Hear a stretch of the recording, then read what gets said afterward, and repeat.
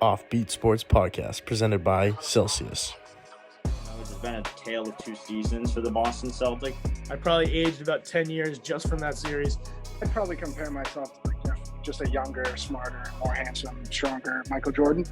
Let's go Celtics. Go Patriots. These are guys who, when you give them a bowl of Cheerios in the morning, they finish every last drop of milk.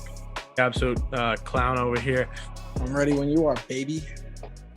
All right, everybody. Welcome back to the OffBeat Sports podcast presented by.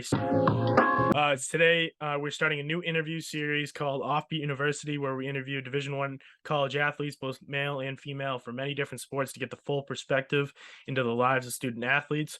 As today, we are joined by Holy Cross sprinter Nyeoti J.R. Punni. J.R. is a freshman at the college of Holy Cross and attended high school in Lebanon, New Hampshire. J.R. finished second in the New Hampshire State Championships in both the 100-meter and 200-meter dashes. He also finished 8th in all of New England in the 200 meters. He set two school records in the 100-meter and 200-meter dashes and was also all-state in track and field, football, and basketball. Thanks for joining us today, JR. Appreciate you. Of course. Thanks for having me. So as you go into your first season, what is one thing that you want the Holy Cross community to know about you as a sprinter? I like to work hard. I'm going to bring all my energy I can to practice and to meets. Try to put this program on the map. I think that with the new coach, I think she's trying to put the program in a good spot, and I'm glad to be a part of it. So I just want to give them my all and, try to do as best as I can and be a part of a winning culture here.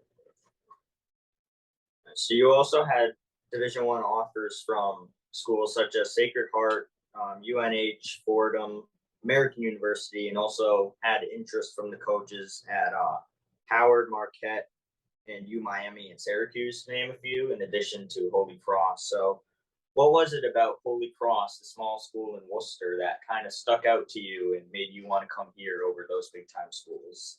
So when I came here for my official visit with my mom and my two sisters, the former coach, Coach K, who recently retired, I just instantly connected with him, and he assured me that this was going to be a program I wanted to be a part of. And, being able to come to Holy Cross, which is such a great school, and being able to also run here, which I think was pretty important to me. That it was a good school. So after my visit, seeing all the facilities, it just felt like home right off the get-go. And I couldn't really see myself any other place after visiting there. So it took me about 2 weeks after my official visit, and I was like, I think this is definitely where I want to be. So yeah, I'm glad I'm here. Yeah. So for you and for the team, what are your expectations that you would like to see you guys achieve this season?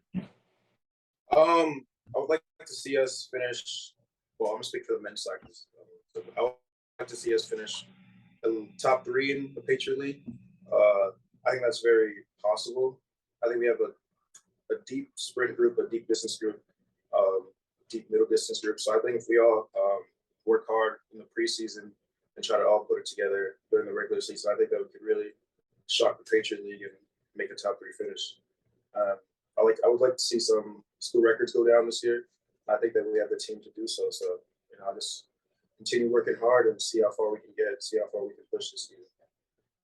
So you ran in a lot of big stakes like running events this past year, such as the New Hampshire State Championships and the New England Championships that really helped get you on the map with a lot of college coaches. So how would you say running in big events like those have prepared you to run at the D1 level as a sprinter? Well, it's all about the mindset.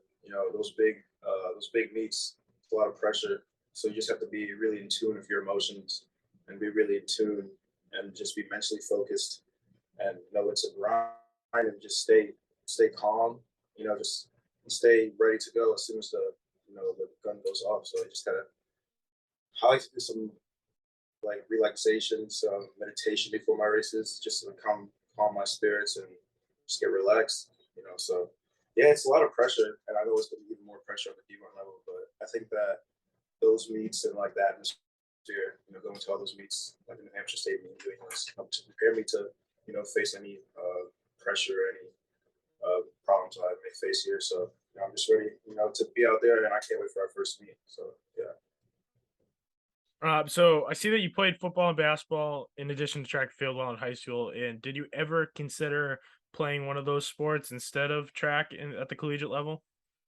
Yeah. So for most of my high school career, I thought that I was going to end up playing football in college. I had a few interests from coaches, but after my junior year of track, that's when I started getting looks from a bunch of D1 schools, and I was like, oh, I can really make something out of this. So I started, giving my all to track, but football was my first love, and sometimes I do miss it, but track helped me get to where I am now. So I'm just glad I'm here. So, I mean, you look at D1 athletes across the country, none of them have gotten to where they are in their athletic careers without the help of loved ones, friends. There's always those special people in their lives that help get them to where they are today. So who would you say that person is in your life that's helped you get to where you are today as a D1 sprinter at Holy Cross?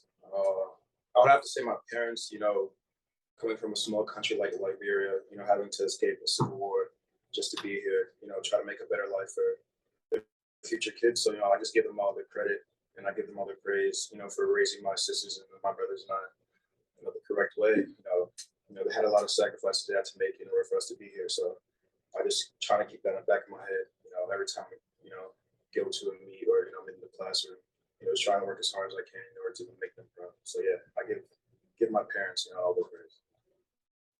Yeah. How would you say, I know you mentioned being in the classroom as well. How would you say you balance the life as a student athlete between your academics and your athletics? Well, in high school was definitely a challenge, but I know college is going to be harder. But I've been trying to work on my time management skills. In high school, I was a procrastinator, so I've been trying to work on that.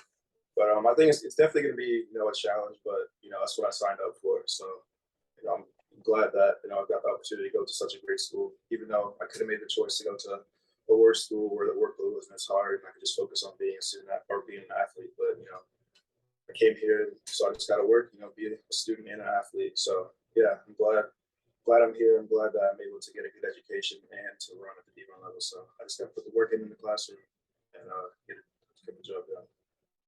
And I know it's early into your college experience because you guys just moved in like this week, last week, or whatever.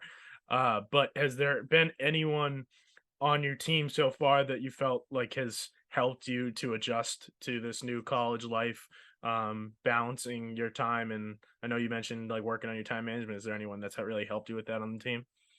Yeah, so there's a hurler on my team named Josh.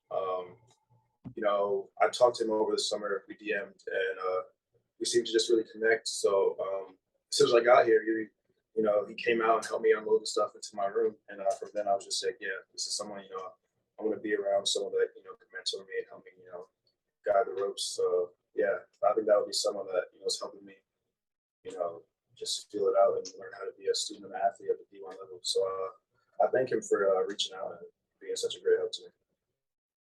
Yeah, I mean, that's all we got. Thanks for coming on. I know you and Aidan are roommates, so you're gonna be hearing a lot of our episodes, I'm sure, throughout the year.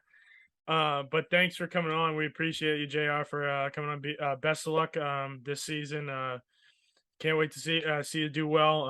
And thank you everyone for watching and listening. Be sure to follow us on Instagram at @offbeat_sports and check us out on TikTok at OffBeat Sports. And be sure to stay on the lookout for the next installation of the OffBeat University series. Thanks for tuning in. Appreciate it. Shout out Holy Cross. Right?